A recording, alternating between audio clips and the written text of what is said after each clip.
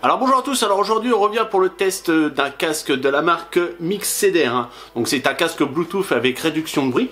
J'en avais déjà testé un de la marque Empo, hein. Vous pourrez avoir le lien qui apparaîtra en haut à droite, hein.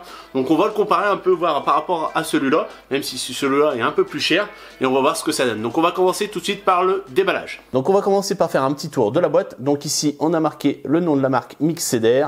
Ici, le visuel du casque, et là c'est marqué en gros Actinov Counseling, donc c'est l'atténuation de bruit qui est mis en avant, et là où il y a la Synfone, hein, donc casque sans fil, et le modèle qui peut être intéressant, c'est le modèle E9. Sur le côté, on commence à avoir des informations sur le casque, hein. Donc ici on a bien l'atténuation de bruit tech, hein, donc technologie d'atténuation de bruit. Ici on a bien marqué qu'on a 30 heures d'autonomie, hein, donc ça intéressant, hein, on verra ça pendant le test.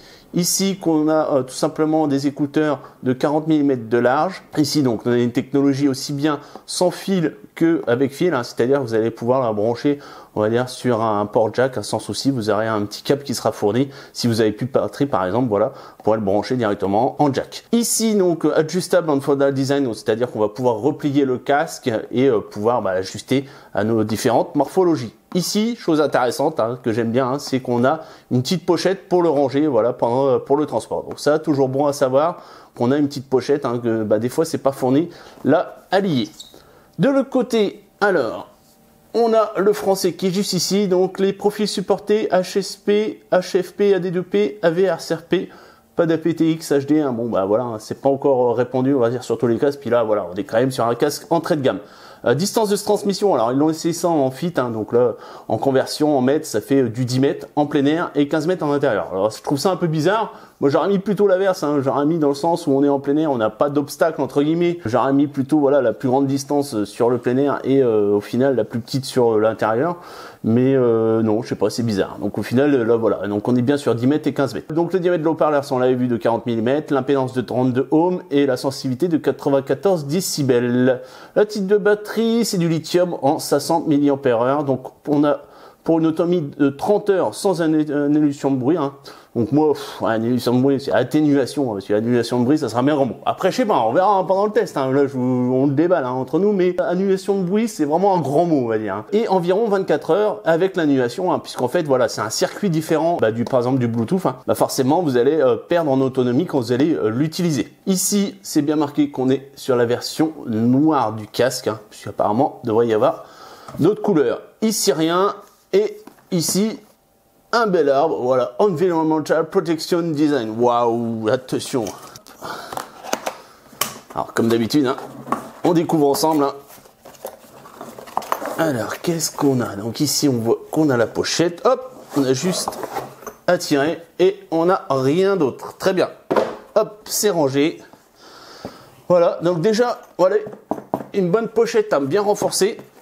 Donc voilà, ça protégera votre casque pendant le transport, donc ça c'est toujours le bienvenu, hein. Allez, hop, on ouvre. Et voilà, on tombe sur le casque qui, ma foi, une belle gueule. Voilà, je le découvre, hein, en mettant que vous. Ça a l'air pas mal. Bon, on va regarder déjà ce qu'on a fourni en câble là. Alors, qu'est-ce qu'on a? Hop. Ici, on a voilà la possibilité tout simplement de le brancher en jack et faut dire que c'est pas dégueu au niveau de la section, hein. Je sais pas si vous voyez bien. Alors attendez, hop, je vais mettre devant. Voilà, vous voyez. Bon, alors, par contre, pas de plaqué or comme on aurait pu avoir. Bon, après voilà, c'est pas sa fonctionnalité première, hein, de l'utiliser avec un jack, mais voilà, c'est bien quand même de l'avoir. Même si ouais, j'aurais préféré peut-être du plat au final, parce que bon, voilà, on va dire les câbles un peu comme ça, ça s'emmêle. Bon, même s'il reste assez épais, donc ça ira encore, ou même du tressé, j'aurais aimé que là, ouais, on a du câble basique, même si voilà, j'aime bien la section. Donc à ce niveau-là, même au niveau, vous voyez d'ici, on va dire ça va. C'est pas non plus du bas de gamme. Ici, bon, voilà, hein, c'est la prise. Si vous voyagez, hein, prise d'avion. Je sais même pas si ça existe encore ces prises-là. Bon, c'est tout, voilà, c'est fourni, on va pas se plaindre. Ici, le câble pour le recharger, hein. Donc là, c'est vraiment basique, hein. C'est vraiment des petits câbles, rien de transcendant. Ici, on a un petit profil du casque avec un smiley, voilà, c'est marqué thank you, voilà, d'avoir acheté. et l'extra warranty. Ouais, d'accord, faudrait peut-être s'inscrire sur le site. Hop, on regarde dans le reste du sachet et on a donc un manuel d'utilisateur. Alors, on va regarder, est-ce qu'on a de l'allemand, du russe et du français qui est juste là. Voilà. Hop. Ici, on nous explique donc les différents boutons. Bon, après, il n'y a rien de compliqué, hein. Ça reste du Bluetooth. Hein. Vous avez un bouton appairage, un bouton, on va dire, pour passer les musiques ou monter le volume. Et puis, bah, vous aurez le bouton pour activer l'annulation. J'allais dire non, l'atténuation de bruit. Voilà, port USB, d'accord. Donc ça, c'est pour le recharger. Et donc, on nous dit du 5 volts 1 ampère hein, pour la recharge. Si vous voyez bien, voilà. Et puis, bah, c'est tout. Hein. Voilà. Donc, oui, vous voyez, on peut le brancher au jack aussi sur un PC. Il n'y a pas de problème. Voilà, voilà. Il a un peu des termes techniques. 30 heures, 24 heures, bah, c'est ce qu'on a vu. Voilà. Donc là, l'intéressant, c'était oui, plutôt de voir avec quoi on peut la recharger. Donc, voilà. Et la fréquence de transmission, là, on a du 2,4 à 2,48. D'accord. Ok, bon. Allez, maintenant, on va regarder ce qui nous intéresse le plus. Alors, je sais pas comment le sortir, si comme ça. Donc là, vous voyez, intéressant, on a un petit ergot hein, qui permet de bien séparer le casque, ça évite qu'il se balade pendant le transport. Donc voilà, hein. Franchement, pas déçu de la petite boîte. Hein. Vous allez dire, mais pourquoi il s'arrête? Mais ouais, franchement, j'aime bien. C'est toujours un plus, voilà, quand on a un produit, d'avoir sa petite boîte de rangement pour éviter de l'abîmer pendant le transport. C'est toujours bien vu et franchement, bah voilà, là, elle y est. Alors, on va déjà faire un petit tour du design. Alors, vous voyez ici, donc on a une sorte un peu de plastique qui fait penser un peu à du métal, hein, mais c'est du plastique là. Au toucher, vous voyez. Voilà, c'est pas trop tape à l'œil. C'est ça que j'aime bien hein. Maintenant. Voilà, parce que bon, avant on avait des casques un peu avec des couleurs flashy. Là, voilà, hein, j'aime bien le petit effet comme ça là. Là, vous voyez, pareil, on a le logo ici qui est pas trop flagrant et ça me plaît bien. Je préfère avoir quelque chose comme ça que d'avoir quelque chose un peu trop flashy ou avec des plastiques un peu trop brillants. Voilà. Bon, là même là, on est quand même sur du brillant, mais je veux dire voilà, des trucs un peu argentés ou autres. Là, on reste sur quelque chose de sombre. Alors ici, donc, vous voyez, on a un arceau avec du simili-cuir. Hein, voilà, faut pas rêver non plus. Ici, au niveau du maintien sur la tête, là, au niveau du crâne, une bonne petite mousse. On a une conception ici en plastique qui m'a l'air assez solide. Hein. Alors, chose que j'ai vue, oui, c'est donc vous avez possibilité, vous voyez, hop, de replier aussi le casque. Hein, donc, même si vous ne le mettez pas dans sa pochette de rangement, vous pouvez le ranger comme ça pour avoir un gain de place. Hop, et logiquement, voilà, ça s'étend. Voilà, on a des crans jusqu'à 25 mm. Donc en métal. Et voilà. Franchement, au niveau de la conception, vous voyez, on n'a pas de gêne. Donc on sent que voilà, ça a été travaillé hein, au niveau des mécanismes ou autres. Alors par contre ici, voilà, ce que je déplore, c'est qu'on n'a pas de métal. Hein. Là, on a du full plastique au niveau de l'articulation. Et forcément, ça peut prendre les chocs et au bout d'un moment peut aussi se casser. Donc ouais, là je trouve que là l'intérêt, voilà, on a du métal. Par contre ici au niveau de l'articulation, après je sais pas, hein, je pourrais pas regarder si il y a peut-être c'était trop couvert, puis en dessous il y a peut-être un peu de métal, mais bon là pour l'instant j'en vois pas, je vois que du full plastique. Ici aussi, hein, voilà. Donc vous avez vu, hein, on a le pivot, donc ça permet comme ça de pouvoir si on n'écoute pas le casque, de pouvoir le poser sur soi sans problème, sans l'enlever de votre cou. Hein. Vous le posez sur votre torse, comme ça, ça gênera pas. Ici, donc au niveau des oreillettes, pareil, hein, on a du simili-cuir. Par contre, j'adore, on a vraiment une mousse vraiment très épaisse, hein, vous voyez, et qui englobe super bien l'oreille. Et pareil ici, donc au niveau de la mousse, au niveau de l'écouteur, pareil, une mousse assez épaisse, hein, il n'y aura pas de gêne, on va dire, à l'utilisation. Alors ici on a un plastique mat, voilà, donc pareil hein, qui englobe bien au final donc la mousse. Et donc on finit par tout ce qui est bouton et connectique. Donc ici on a les boutons volume plus et moins. Et de ce côté-là, on a le bouton power ou appairage pour allumer. Ici, on va sûrement avoir le micro et la LED qui est juste à côté et le port micro USB pour recharger. De l'autre côté, on a le port jack pour le brancher en filaire et le petit bouton pour activer l'atténuation de bruit. Donc voilà, on a fait le tour du propriétaire. Donc maintenant, ce que je vais faire, je vais l'utiliser pendant quelques jours et revenir vers vous pour le test. Donc nous revoilà quelques jours après le déballage. Donc j'ai fait quand même pas mal d'heures de test, que ça soit en Bluetooth, en filaire, à l'extérieur, etc. Voilà, j'ai essayé vraiment de le tester dans toutes les situations possibles, sauf dans mon bain. Donc voilà, franchement, je pense que je vais pouvoir vous donner vraiment un avis assez détaillé sur le casque. Et donc on va commencer déjà par son confort. Et donc au final, bonne surprise, c'est surtout au niveau des oreilles, au niveau du confort des oreilles, c'est vrai que cette mousse qui est épaisse, permet au final d'avoir un très bon confort, surtout après plusieurs heures d'utilisation.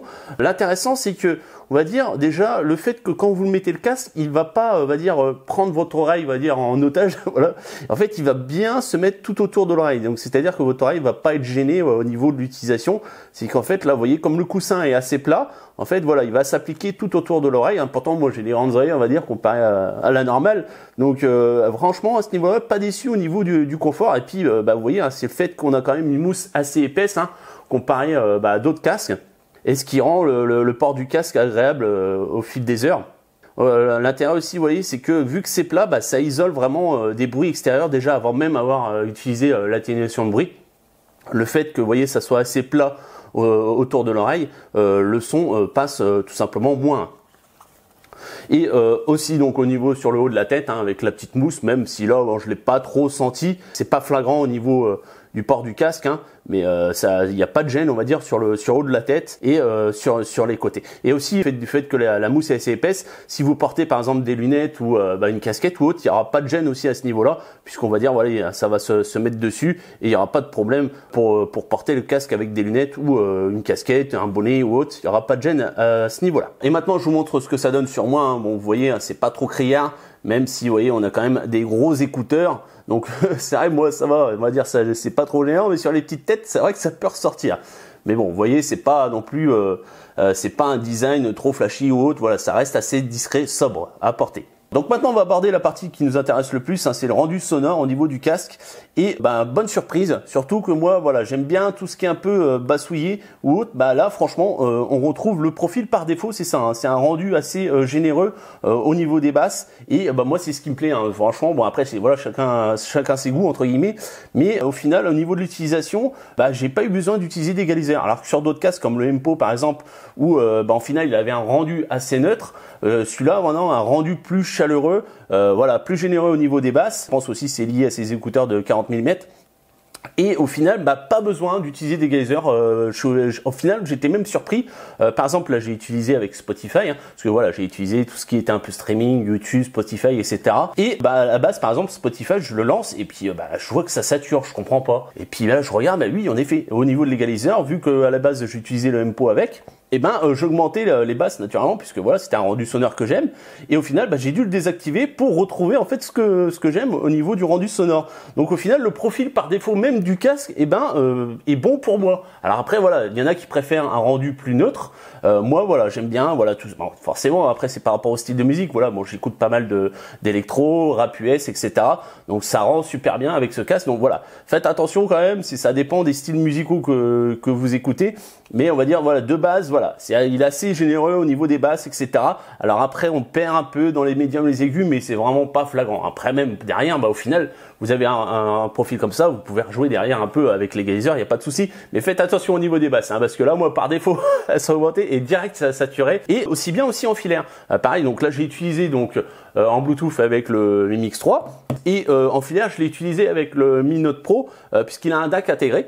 Et pareil, quand je l'ai branché en filaire, merde, je le branche, il sature et tout. Et là, pareil, même délire. Au final, j'avais mis un profil au niveau de l'égaliseur qui augmentait les basses et au final, ça saturait. Donc là, je l'ai désactivé et pareil, rendu nickel. De basse par défaut, pas de souci. Vous n'avez pas besoin de jouer avec l'égaliseur. Vous aurez un rendu assez généreux, voilà, au niveau des basses profondes, pour ceux qui aiment ça. Donc au niveau autonomie, j'ai pu le tester pendant 6 heures d'affilée et on a perdu 20%, donc c'est à peu près dans la moyenne, ce qui est indiqué au niveau de la boîte. Donc pas de souci à ce niveau-là à se faire, hein, au niveau de l'autonomie. Donc au niveau de ces boutons, c'est vrai qu'ils auraient pu faire quand même un effort au niveau du marquage, par exemple, là, des boutons volume, même s'ils sont bien voilà, distants du bouton power. Bon, même si voilà, on sait que le bouton plus il va aller vers le haut. J'aurais préféré avoir un petit marquage voilà, un peu plus présent entre guillemets pour savoir aussi, parce que là tous les boutons se ressemblent, hein. Vous voyez, donc c'est exactement le même ovale. Ils auraient pu soit prendre un design différent, soit marquer un peu plus les boutons. C'est vrai que voilà, on a après on prend l'habitude, mais j'aurais préféré d'avoir quelque chose d'un peu plus marqué, ou même avoir un design différent. Après pareil, ouais, j'ai pas l'habitude d'avoir le bouton power comme ça, hein, dépareillé des autres. Après voilà, faut le chercher au début, et puis après je pense qu'on a l'habitude avec le casque, on le trouve assez facilement. Donc j'ai pu aussi le tester en appel, hein, pas de problème au niveau de l'interlocuteur, il nous entend bien, pas de souci. Ici aussi donc au niveau de l'atténuation de bruit, hein, donc la réduction de bruit. Ah, je vais pas dire annulation, hein. Donc pas de problème aussi à ce niveau-là, hein. Donc j'ai pu le tester voilà en extérieur ou autre, avec même un environnement bruyant. Alors vous entendrez quand même, hein, on va dire autour de vous les choses, mais on va dire tout ce qui est bruit de moteur ou autre, là vous ne les entendrez pas, hein. Genre voilà, vous êtes dans un bus, etc., vous êtes dans un train ou autre, ou même dans un avion, tout ce qui est un peu ronflement, etc., vous l'entendrez, vous entendrez un petit peu, mais voilà. Mais une fois que vous activez la musique, vous entendrez vraiment plus grand chose, hein. Et bon après l'intérêt aussi, c'est même si vous écoutez, vous n'avez pas un environnement bruyant, vous le mettez en route, ça fait un peu comme une augmentation du son, un peu comme un peu du surround, voilà. Vous augmentez un peu le gain du son.